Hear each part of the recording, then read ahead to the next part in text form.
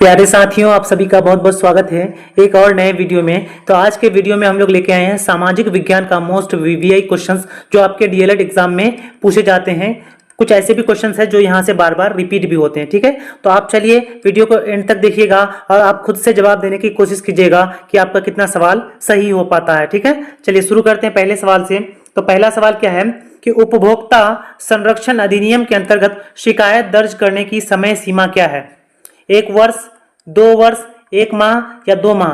ठीक है, तो देखिए उपभोक्ता अगर शिकायत दर्ज करना चाहे तो ये 2 माह का समय सीमा होता है, 2 वर्ष का समय सीमा होता है, यानी ऑप्शन बी सवाल का सही आंसर हो जाएगा। वहीं अगर हम लोग बात कर लेते हैं कि उपभोक्ता संरक्षण अधिनियम कानून कब लागू किया गया था, तो ये 1986 में लागू किया गया था। ठीक है, और वहीं अगर बात करें कि उपभोक्ता अधिकार दिवस कब मनाया जाता है, तो ये मनाया जाता है 15 मार्च को। ठीक है, हर साल 15 मार्च को उपभोक्ता अधिकार दिवस मनाया जाता है। ये भी सवाल आपको पूछा जाता है। चलिए आगे बढ़ते हैं।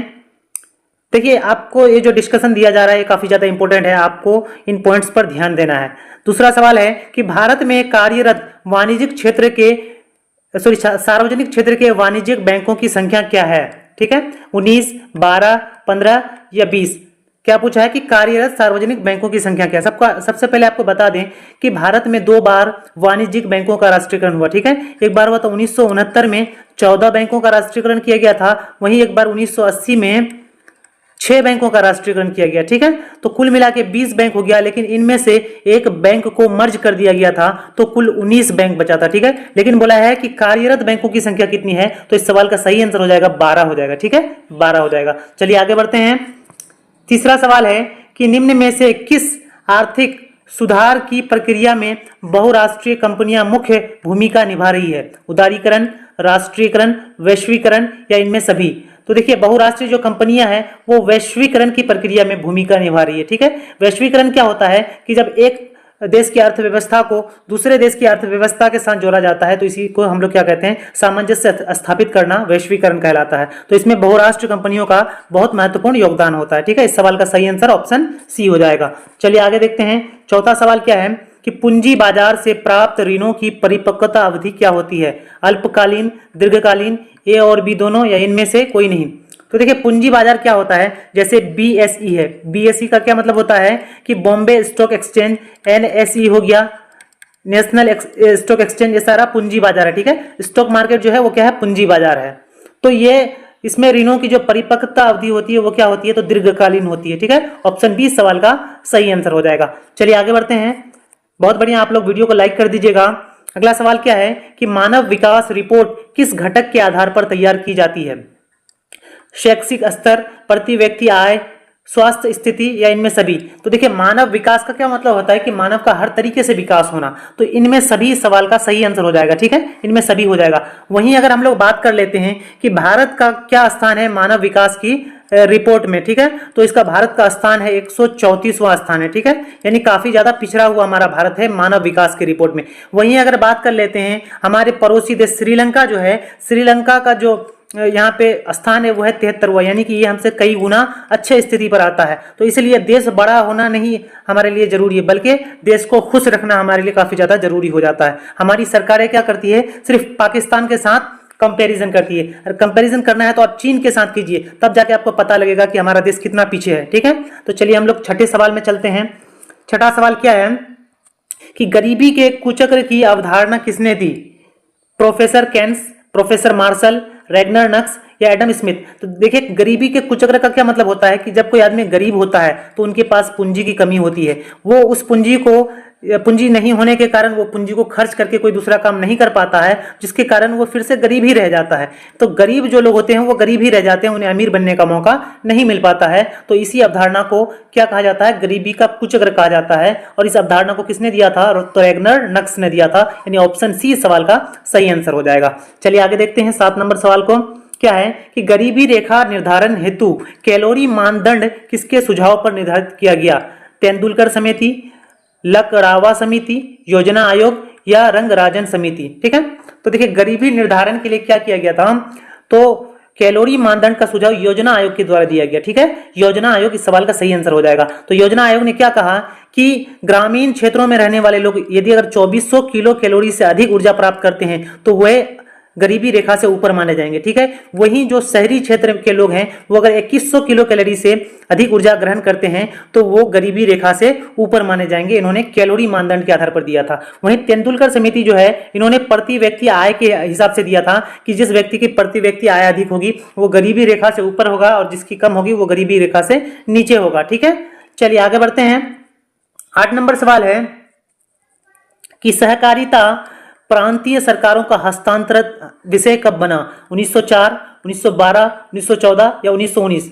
बताइएगा आप लोग। देखिए सहकारिता मतलब क्या होता है कि मिलजुल कर कार्य करना। जब किसी कार्य को मिलजुल कर किया जाता है तो उसे सहकारी कहते हैं। तो इसे प्रांत को कब हस्तांतरित किया गया था? तो 1919 में किया गया था। यानी 1919 में एक सुधार हुआ था, मॉन्टेग्यू चेम्सफोर्ड सुधार। क्या हुआ था? मॉन्टेग्यू चेम्सफोर्ड सुधार हुआ था। और इसी सुधार के अंतर्गत क्या किया था? तो सहकारिता को प्रांतीय सरकार को हस्तांतरित कर दिया गया था, ठीक है। चलिए आगे बढ़ते हैं। 9 नंबर सवाल क्या है कि निम्न में से क्या बिहार के विकास में बाधक है?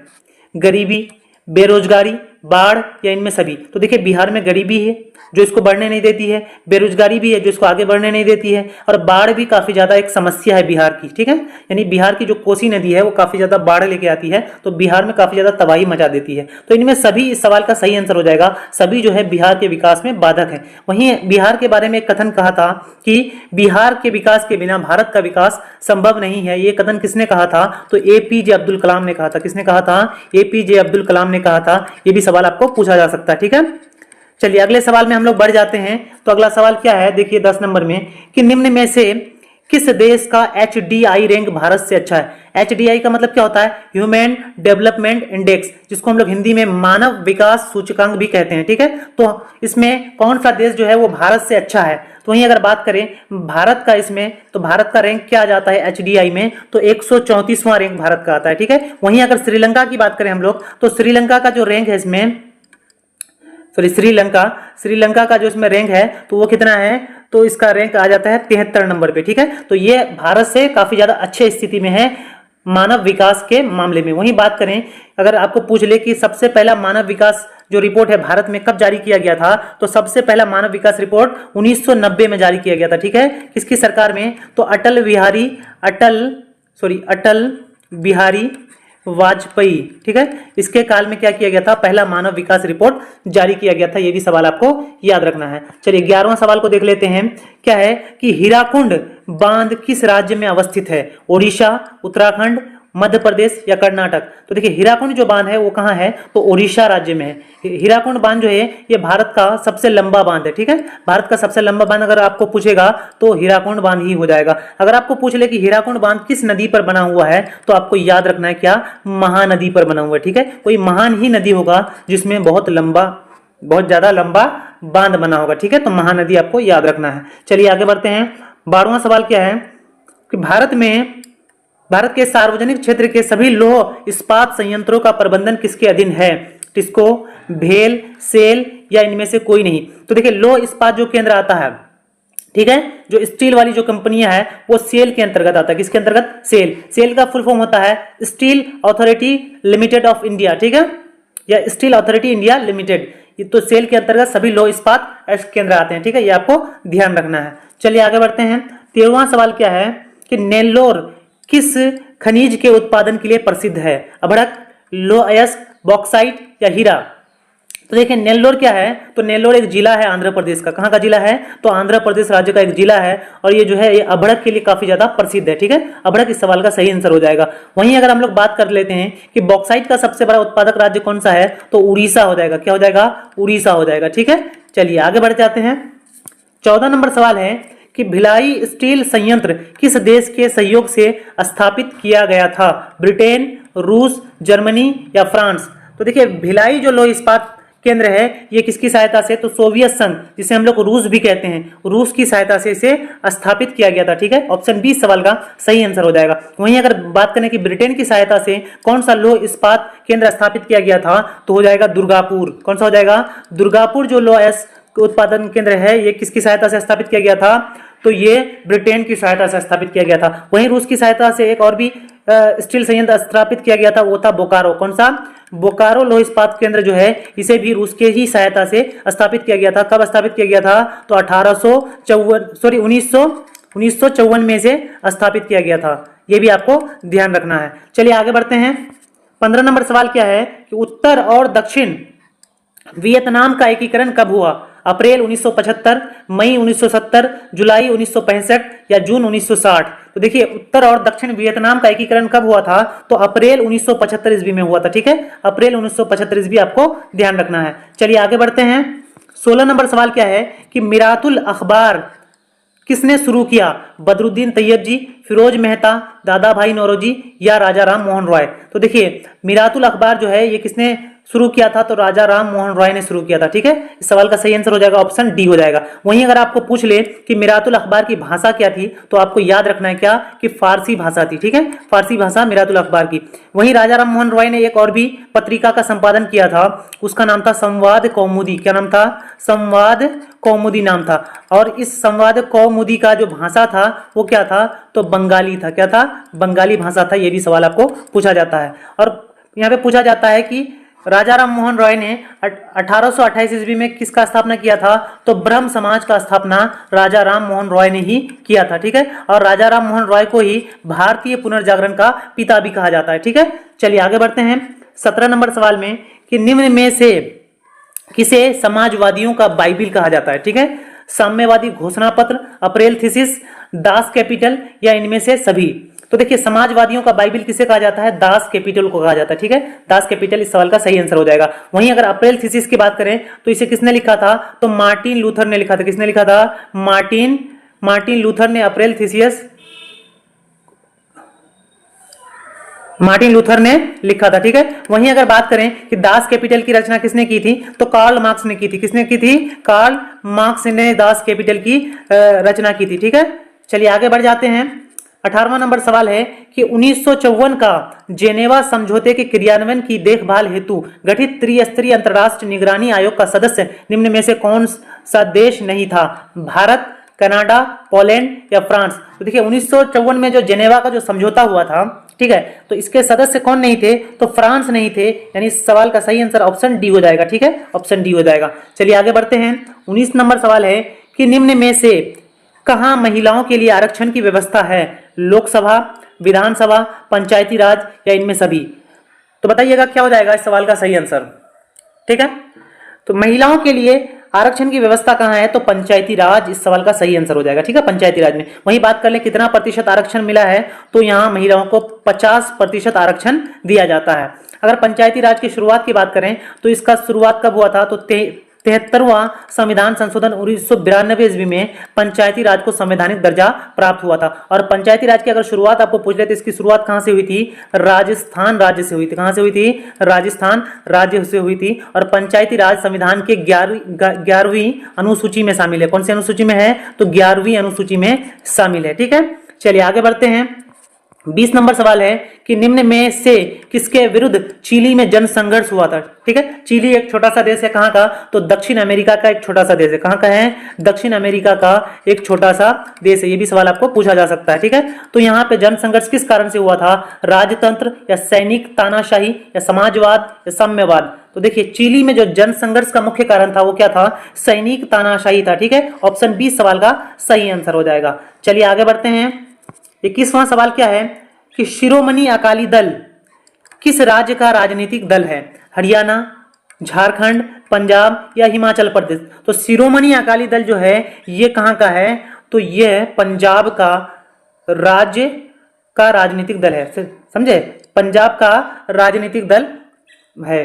आगे बढ़ जाते हैं। 22 नंबर सवाल है कि निम्न में से किसे नगर का प्राथमिक नागरिक माना जाता है? मुखिया, सरपंच, महापौर या पंचायत सचिव? तो नगर का जो प्रथम नागरिक माना जाता है वो महापौर को माना जाता है। ठीक है, ऑप्शन सी सवाल का सही आंसर हो जाएगा। वहीं ग्राम पंचायत का जो प्रधान होता है, ठीक है, उसको हम लोग क्या कहते हैं? तो मुखिया कहते हैं। और वहीं ग्राम कचहरी का जो प्रधान होता है उसे हम लोग क्या कहते हैं? तो उसे सरपंच कहते हैं। ठीक है, ये भी आपको ध्यान रखना है। एक सवाल और भी पूछा जाता है कि नगर निगम में कितने अधिकतम वार्ड हो सकते हैं। ठीक है, तो ये आपको याद रखना कि अधिकतम 75 वार्ड हो सकते हैं एक नगर निगम में, अधिकतम 75 वार्ड। चलिए आगे बढ़ते हैं। 23 नंबर सवाल है कि सामाजिक विभाजनों को हल करने का सबसे अच्छा तरीका क्या है। राजतंत्र, लोकतंत्र, सैनिक तानाशाही या जनसंघर्ष। ठीक है, तो देखिए राजतंत्र तो किसी की भलाई नहीं कर सकता है और सैनिक तानाशाही से भी भलाई नहीं हो सकता है। भलाई केवल एक ही चीज से हो सकता है, वो है लोकतंत्र। ठीक है, अगर हमें सामाजिक विभाजनों को हल करना है तो लोकतंत्र को स्थापित करना काफी ज्यादा जरूरी हो जाता है। तो ऑप्शन बी सवाल का सही आंसर हो जाएगा। ठीक है, चलिए आगे बढ़ते हैं। 24 नंबर सवाल क्या है कि 2024 में कौन सी लोकसभा का चुनाव हुआ था। 14वीं, 15वीं, 18वीं या 20वीं। तो देखिए 2024 में जो लोकसभा का चुनाव हुआ था ये कौन सा था, तो ये 18वें नंबर का लोकसभा चुनाव था। ठीक है, ऑप्शन सी सही हो जाएगा। वहीं जो 2019 में हुआ था तो वो कितने नंबर का था, तो वो बेसिकली कितने नंबर का हो जाएगा, 17वीं लोकसभा चुनाव था। ठीक है, आप बताइएगा कि 2024 का जो चुनाव हुआ तो इसमें बहुमत कौन सी पार्टी को मिली थी, आप हमें कमेंट बॉक्स में बताइएगा। ठीक है, चलिए आगे बढ़ते हैं। 25वां सवाल क्या है कि भारतीय लोकतंत्र में सत्ता के विरुद्ध जन आक्रोश किस दशक से प्रारंभ हुआ। 1960 के दशक से, 1970 के दशक में या 1980 के दशक में या 1990 के दशक में। ठीक है, तो जन आक्रोश कब शुरू हुआ था, तो 1970 के दशक में शुरू हुआ था। ठीक है, ऑप्शन बी सवाल का सही आंसर हो जाएगा, क्योंकि इसी 1970 के दशक में 1975 ईस्वी में क्या हुआ था, तो हमारे भारत में राष्ट्रीय आपातकाल की घोषणा की गई थी इंदिरा गांधी की सरकार द्वारा। ठीक है, काफी ज्यादा देश में खलबली मच गई थी। चलिए आगे बढ़ते हैं। 26 नंबर सवाल क्या है कि संविधान की 11वीं अनुसूची का संबंध किससे है। नगरपालिका, ग्राम पंचायत, आपातकाल या मौलिक अधिकार। तो जैसा कि मैंने आप लोगों को पहले ही बता दिया कि 11वीं अनुसूची का संबंध किससे है, तो ग्राम पंचायत से है। किससे है, ऑप्शन बी सवाल का सही आंसर हो जाएगा, ग्राम पंचायत हो जाएगा। वहीं नगरपालिका का जो संबंध है वो संविधान की 12वीं अनुसूची से है। किससे है, तो 12वीं अनुसूची में नगरपालिका के कार्य क्षेत्र का जिक्र किया गया है। ठीक है, और संविधान की जो 8वीं अनुसूची है इसमें भारत के 22 भाषाओं का, 22 मान्यता प्राप्त भाषाओं का जिक्र किया गया है। ठीक है, ये भी आपको ध्यान रखना है। चलिए अब आगे बढ़ते हैं अगले सवाल में। 27 नंबर सवाल क्या है कि भुज किस राज्य में स्थित है। ठीक है, तो भुज क्या है, एक जिला है। तो ये कहाँ स्थित है, राजस्थान, गुजरात, मध्य प्रदेश या कर्नाटक। तो देखिए भुज जो है वो गुजरात का एक जिला है, ऑप्शन बी हो जाएगा, यानी गुजरात हो जाएगा। ठीक है, वहीं बात कर लेते हैं कि 2001 में गुजरात के कच्छ और भुज में यहाँ पे खतरनाक भूकंप देखने को मिला था 2001 में। ये भी सवाल जो है पूछा जाता है। चलिए आगे देखते हैं।